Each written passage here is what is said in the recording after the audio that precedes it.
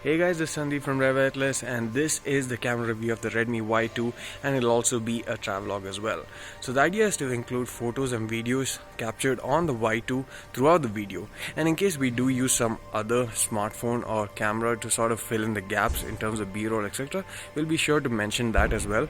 But this would probably give you a great understanding on what you can expect from the cameras, not just in terms of photos but in terms of videos as well, and you can judge just how good the camera quality is in terms of dynamic range, stabilization, sharpness, the audio, how it's coming off, especially in this particular scenario, and overall it'll give you an understanding on what you can expect. So I'll also be making voiceover to go alongside it and give sort of commentary on all these aspects, but feel free to include your opinions in the comment section as well. Thanks for watching. Without much further ado, let's get this started.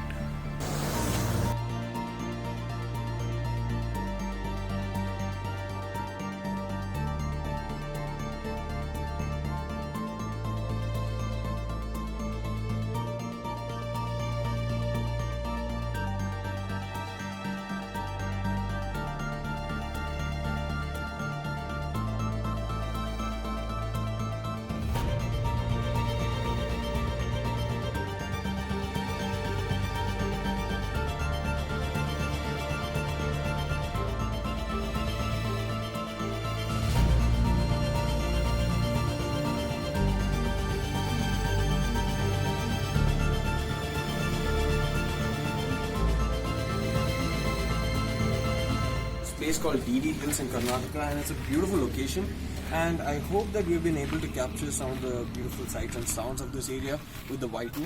So we're actually recording this video with the rear facing camera of the Redmi Y2 to show you just sort of what you can expect from the camera in terms of the video quality, the sharpness, dynamic range, as well as the overall stability itself. So this smartphone can record 1080p videos with EIS. It's powered by a Snapdragon 625 processor, and although it's not as powerful as the Redmi Note 5 Pro, it can still achieve the same 1080p with EIS that the Note 5 Pro can do. So this difference in processor kind of makes the EIS a bit different, I think. Maybe it's not as refined as the Redmi Note 5 Pro, but overall quality and the efficiency of the EIS is really good. And I'll actually show you guys one thing, that Amru is actually capturing this on the Note 5 Pro itself, and he's not actually putting anything else. So you can see that the camera is turned on, so he's actually capturing it without any gimbal whatsoever. So stability is pretty good. It's almost as good as the Redmi Note 5 Pro, but maybe just a bit lower.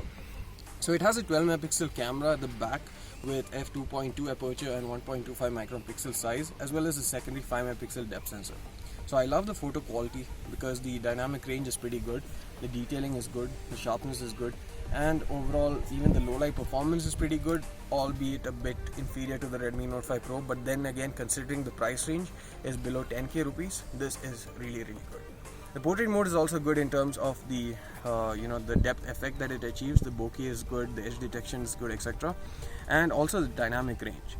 And talking about dynamic range, one thing that was kind of weird was that this has an HDR mode which you can either put in auto or on, and funnily enough, when you turn it off, it has good dynamic range because, as I said, the sensor itself has good dynamic range. And when you turn it on auto as well, it chooses to enable HDR mode for you automatically, and it works well too, and you get improved dynamic range. But when you manually turn it to HDR mode, it actually goes inferior in terms of dynamic range compared even to the default camera mode. So I think this is more of a software bug that can be ironed out very soon, considering that the auto mode works well. But apart from that, everything else seems really good. In terms of video also, there are two small issues. One is focus hunting in really low light situations, when you're like in pitch dark conditions, or like when there's like only sort of artificial light and it's very dimly lit.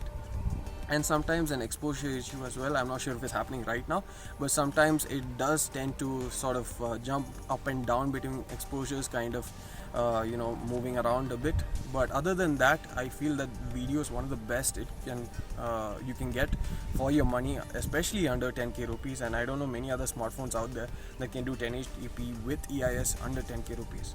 Now coming to the front, the Y2 is after all a selfie focused smartphone, so you would expect the front to have really good optics and whatnot at the front. So you get an LED flash at the front, just like the rear. You also get a 16 megapixel camera with f2 aperture, and what's good is that it kind of combines 4 pixels into one. resulting in an image that's just kind of like having 2 micron pixel size. So low light performance is good. I'm not saying it's the best out there. Perhaps it's the best in its price range, but image quality is really good in low light. Image quality is amazing in daylight. You can see the details for yourself, the sharpness, everything is on point, and the portrait mode also works pretty well.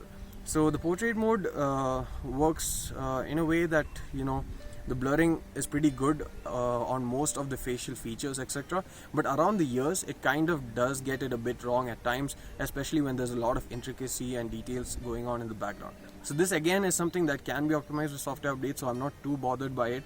But overall, on the whole, it still works really well. Now, to conclude, I think the Y2 is perhaps yet another stunner from Xiaomi. They haven't been known to make smartphones with great cameras. I think the Mi A1 was the first smartphone that really surprised me because of the camera setup. The Note 5 Pro was a second, considering that the video also was a step ahead of almost everyone in the market and still remains so. Now the Y2 is perhaps the next big smartphone that I feel that can totally help people, vloggers, budding YouTubers, etc. kind of improve their photography and videography game at a really good price point. So if you're looking for a smartphone with great video skills and photo skills at a really low price point, I think this is probably the best smartphone out there currently. Thanks for watching. See you again in the next one.